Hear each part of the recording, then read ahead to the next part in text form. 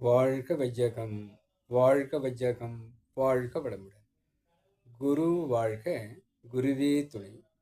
அருள்நிதி பேராசிரியர் அன்பழகன் திருவண்ணாமலை. அனைத்து அன்புள்ளங்களுக்கும் வாழ்க வளமுடன். குருவின் நினைவில் நின்று குருவினது ஒரு கருத்தை நாம் சிந்திக்கலாம். குரு வேதாத்திரி அவர்கள்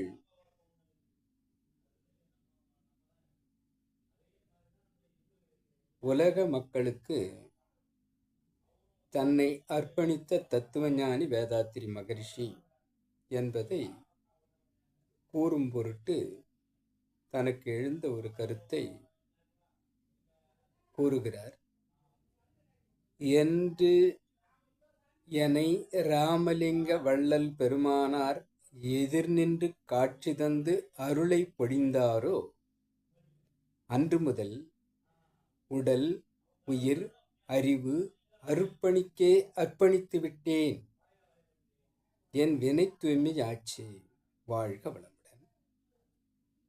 குரு அவர்கள் அவருடைய வினை தூய்மை நீங்குவதற்காக இறையாற்றல் என்று ராமலிங்க அடிகளார் அவரை எதிர்கொண்டு ஆசி வழங்கினாரோ அன்றே அவரது உடல், உயிர், அறிவு இவை அத்தனையும் அர்ப்பணித்து விட்டதாக கூறுகிறார்.